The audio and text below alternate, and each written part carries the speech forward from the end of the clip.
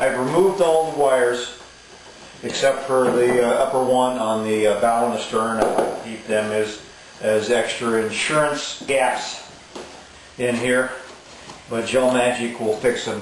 I'm going to do a temporary visqueen plastic on the back side, tape it down, and I fill with some System 3 EZ-Fillet just to bring it up to the surface, and then I'll go ahead and do the official filleting and taping of the inside. The segment's going to be on using EZ-Fillet for the filleting of the seams of the boat. We've pulled the wires and bolts and sanded it down and prepped the corners and surface with some epoxy to seal off the corners. Next, I'm starting off with a new jar. I've added a tape mark at the 2-ounce level on this cup and another one at offset at 3 ounces, so I've got 2 to 1. The EZ-Fillet Part A seems to be a little stiff, especially in this cold weather. But anything with a liquid in it can be tapped down to get it to the level that you want. Now that I've got it tapped down, I've added the Part B, which is a dark green color, and it is more liquid, so I always put that in last after I've tamped down the Part A. So Part A tamped down to the level, Part B, the liquid up to the upper level. Now I can mix.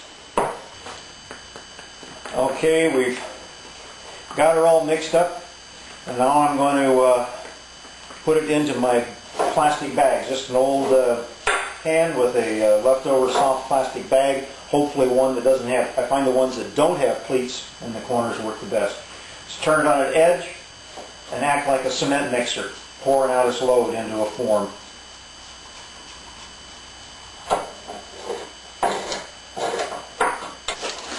Cleaned out our cup for the next use. Now we'll take the bag out of the can, flip it around a couple times,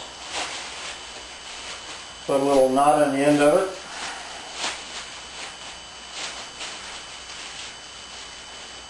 it, and we're good to go. I'll leave it this way until I'm ready to use it, and then I'll take the scissors and cut a little notch out of the end of it for a spout. One of the things I'm having to learn to do with the YouTube thing is to get the camera focused on what I'm doing at the time. I said I was going to cut off the end of the tube, which I'm doing right now.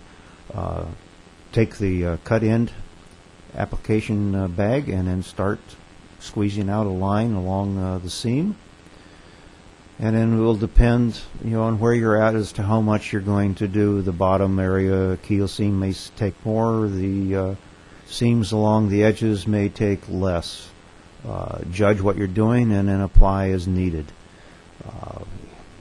Same on all the corners. Here's a smaller area, you're putting out a smaller volume, and you're going to be using a smaller tool. Choose the tool for the area you're going to be using. You may want to take some practice tools before you start and to see how big the fillet is going to be by the amount of light coming through the gap.